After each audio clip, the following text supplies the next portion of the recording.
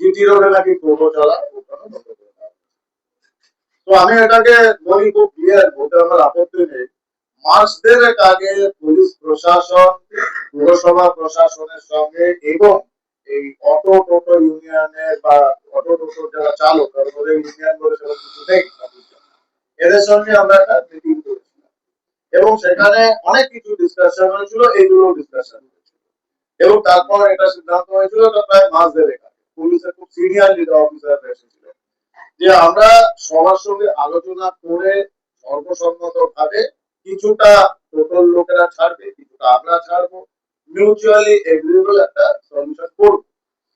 আজকে সকালবেলায় আমি এই সকাল সকাল 9টা 9:30টার সময় একজন সিনিয়র পুলিশ অফিসারের ফোন আসে যে স্যার আমরা আজকে মিটিং করতে চাই এই টোটোর সমস্যা।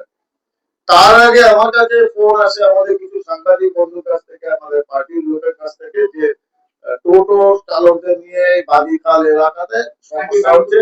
আরামবাগের সর্বপ্রথম NABH মান্যতাপ্রাপ্ত নার্সিং হোম এবং NABL মান্যতাপ্রাপ্ত প্যাথোলজি এবং আয়ুষ্মান ভারত প্রকল্পের সুবিধা প্রদানকারী নার্সিং হোম সম্মুক্তা হেলথ কেয়ার বিগত 11 বছর ধরে আপনাদের বিশ্বাসের সঙ্গী। ঠিকানা বসন্তপুর মোড়, আরামবাগ, হুগলি। পুলিশ নাকি ধরছে, আটকাচ্ছে। আমি পরিষ্কার বলেছিলাম আমার সহকর্মীদের এবং সাংবাদিক বন্ধুদের যে যদি পুলিশ এই কেসে যে টোটো চালাচ্ছে জিটি রোডের উপরে, কোন টোটোওয়ালা অটোকে কাউকে যদি অ্যারেস্ট করে বা তার গাড়ি আটকায়, আমাকে সেই টোটোওয়ালাকে বলবেন ইমিডিয়েট আমার, আমি তার হয়ে গিয়ে থানায় যাব এবং পুলিশকে এটা জিজ্ঞাসা করবো কার অনুমতি নিয়ে করেছে। এবং আমি ওই সিনিয়র পুলিশ অফিসার তো বলেছি, উনি বলছেন আমাদের উচ্চতর কর্তৃপক্ষ থেকে অর্ডার এসেছে, তাহলে দায়িত্ব আপনার। কারণ এই টোটো অটো যারা চালায় তারা কি নিজের ইচ্ছায় জন্ম থেকে কেউ হয় যে আমি টোটো চালাবো বলে আমি জন্মালাম? আমাদের ছোটবেলা তো একটা আসতো না যে আপনি বড় হয়ে কি হতে চান, একটা স্বপ্ন থাকে। সব বেচারারা তাদের স্বপ্ন ভঙ্গ হয়েছে। তৃণমূল তাদের চাকরি, তাদের জীবন জীবিকা, তাদের সম্মান সব কেড়ে নিয়েছে। সমস্ত যুবকদের যেভাবে ওরা জবরদস্তি পাঠিয়েছিল যে আপনারা তোলাবাজ হোক, সিন্ডিকেট চালান, এরা তোলাবাজ হয়নি, সিন্ডিকেট করেনি, মেরুদণ্ড রয়েছে, সৎভাবে টোটো চালিয়ে উপার্জন করতে দিয়েছে।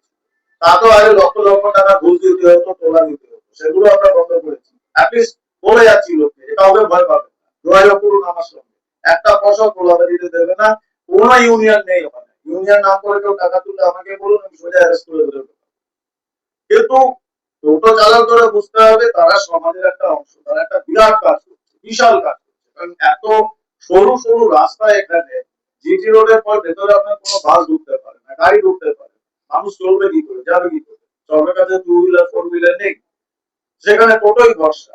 কিন্তু এমন ভাবে করতে হবে যাতে জ্যাম জট না হয়।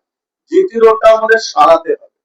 জিটি রোডে আমরা বাস চালু করছি, আমার সঙ্গে কথা হয়েছে, অফিসিয়াল চিঠি দিয়েছি মাননীয় পরিবহন মন্ত্রীকে এবং উনি আমাদের প্রতিশ্রুতি দিয়েছেন যে দুর্গা পুজোর আগেই খুব তাড়াতাড়ি অন্তত 3টি বাস চালু হবে।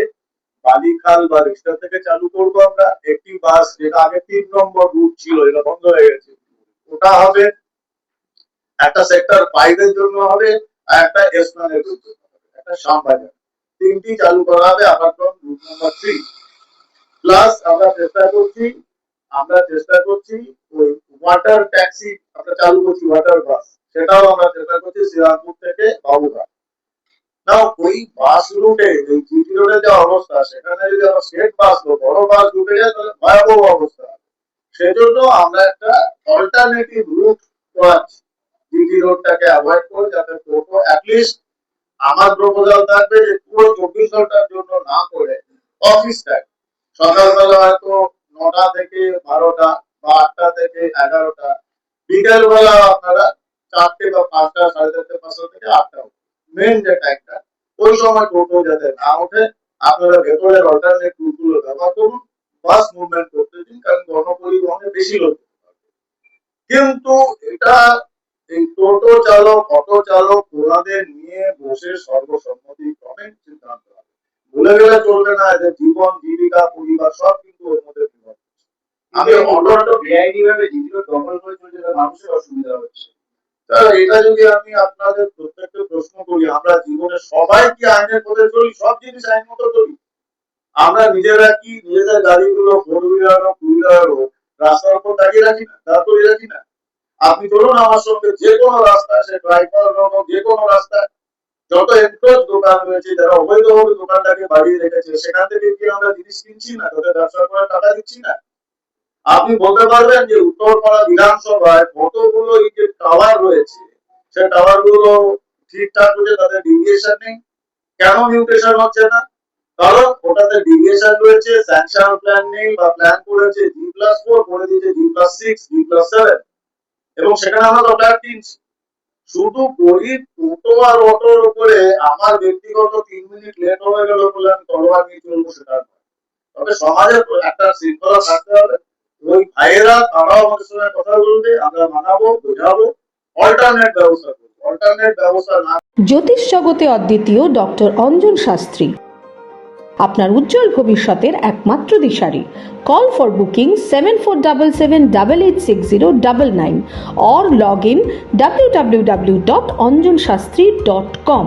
ডাউনলোড করুন আমাদের exclusive mobile app astro Anjan.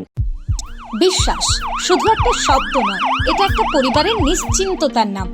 আপনার দুশ্চিন্তা আমাদের চিন্তার কারণ, তাই ভরসা রাখুন সম্মুক্তা হেলথ কেয়ারে। এবার আরামবাগে 24 ঘন্টা অত্যাধুনিক কার্ডিয়াক ক্যাথল্যাব।